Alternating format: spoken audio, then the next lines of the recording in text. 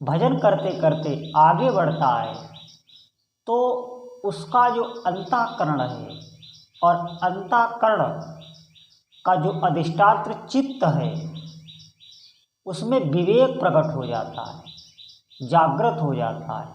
उसे ऐसा ज्ञान प्राप्त हो जाता है कि जितने भी सात्विक और भागवतिक गुण हैं वो उसके अंदर स्वतः आ जाते हैं। निश्चित मानिए, अभी हम इन इंद्रियों में, इंद्रियों के विलास में डूबे हुए हैं तो इसे अंधकार बताया गया है, इसे ही अंधकार बताया गया है। आप देखिए पशुओं को, उनका जीवन ज्ञान में मय नहीं होता है, उनका जीवन इंद्रियमय होता है।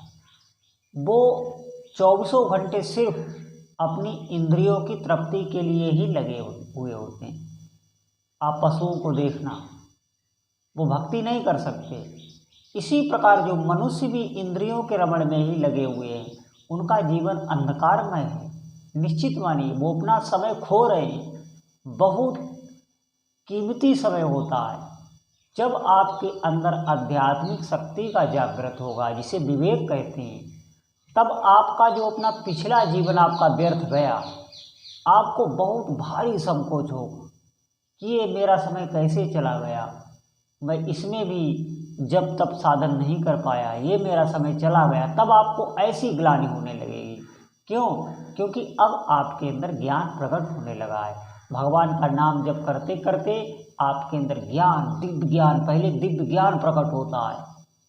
पूरे संसार का, पूरे इस ब्रह्मांड का रहस्य आपके हृदय में प्रकाशित हो जाएगा।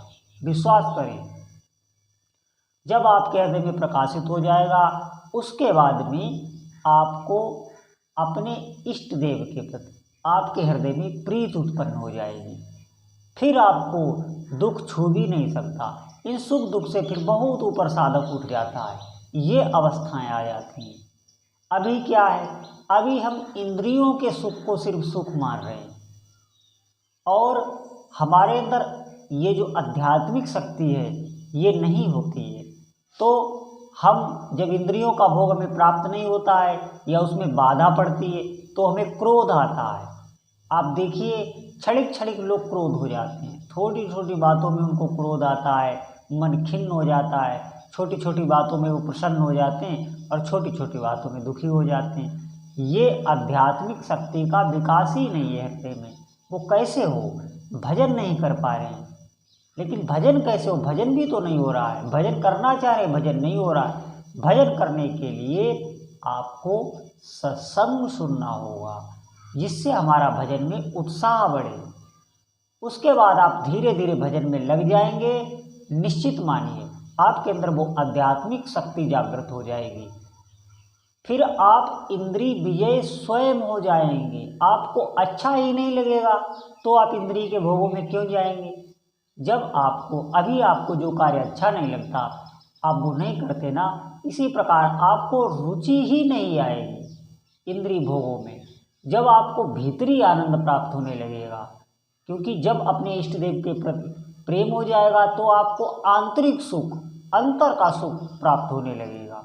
निश्चित मानिए सब उपासकों को, और संसारी भोग जितने भी हैं वो आपके पीछे आने लगेंगे अपने हाथ ही, क्योंकि अब आप पात्र हो गए, अब आप दैवी शक्तियों से युक्त हो गए और दैवी शक्तियाँ आपके शरीर में ही विराजमान रहती हैं।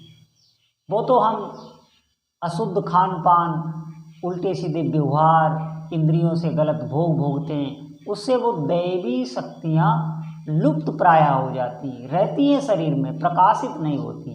भजन से प्रकाशित होगी। आप भजन को पकड़िए। ज़्यादा आप अपने मस्तिष्क को इधर उधर भ्रमित मत कीजिए, ज़्यादा कुछ सोच विचार मत कीजिए, ज़्यादा इधर उधर मत भागिए। सिर्फ आप भजन को पकड़कर अपनी जो भी दिनचर्या है वो करिए, जो भी अपनी सेवाएं हैं वो करिए। आप जो भी कार्यरत हैं, आप व्यापार आदि कर रहे हैं, घर में कोई कार्य कर रहे हैं, वो सब कार्य करते हुए भी भजन अच्छी तरीके से हो जाता है। इसके अलावा गृहस्थ के लिए कोई उपाय नहीं है। आप बात मानिए, आप करीबे को सब काम है और लेने को हरि नाम। सब कार्य कीजिए और भगवान का नाम आप स्मरण कीजिए निष्ठापूर्वक। आपको एक दिन भी नहीं छोड़ना है। देखिए, अभी जैसे आपको अगर कोई साधु बताए कि आप लहसुन प्याज छोड़ दीजिए तो आप नहीं छोड़ पाते हैं।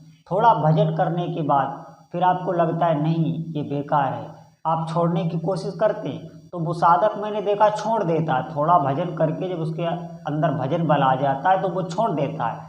फिर छोड़ने के कुछ समय पश्चात उसको उसमें स्वाद ही नहीं लगता। अगर उसके मुख में चला भी जाए किसी कारणवश तो उसे बहुत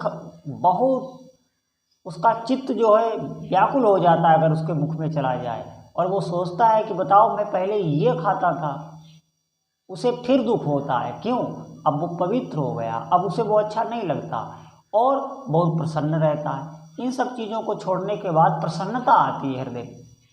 हम अभी उसी में रमे हुए हैं, हमारी बुद्धि अभी वहीं पर स्थित है, इसलिए यह बात आपके समझ में नहीं आएगी। जब आपकी बुद्धि सात्विक गुण में स्थित होगी तब आपको समझ में आएगी कि तमोगुण और रमोगुण रजोगुण जो वस्तुएं खाते पीते में रहते हैं वो कितनी बेकार हैं। आपको घृणा होगी उनसे जब आपकी बुद्धि सात्विक भाव में जाएगी, और सात्विक भाव में ही भजन बनता है। खान पान का इसलिए कहा जाता है कि खान पान से हमारी बुद्धि मलिन होती है। आप अशुद्ध आहार, जिनका शास्त्रों ने जिन आहारों की निंदा की है, मांस है, शराब है, ये अभक्ष पदार्थ हैं, इनका सेवन करना, ये बिल्कुल अगर आप करते हो तो त्याग दें और आप भजन करें। भजन आप जितना करेंगे, भजन से ही तप बढ़ता है। तप, ये जितने भी देवी देवता आप देख रहे हैं इनके अंदर तप की ही शक्ति है। निश्चित मानिए, तप की शक्ति से ही भगवान इस सृष्टि का विस्तार कर देते हैं, और फिर ब्रह्मा आदि को आदेश भी देते हैं कि जाओ तप करो और सृष्टि करो। देखो, तप में ही सामर्थ्य है। और तप कैसे आएगा?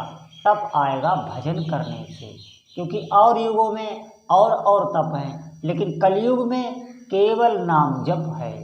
क्योंकि कलयुग में नाम जप इसलिए है कि भगवान जानते हैं कि कलयुग में जीव पर बहुत ज़्यादा तमोगुण का प्रभाव होगा, कली का प्रभाव होगा।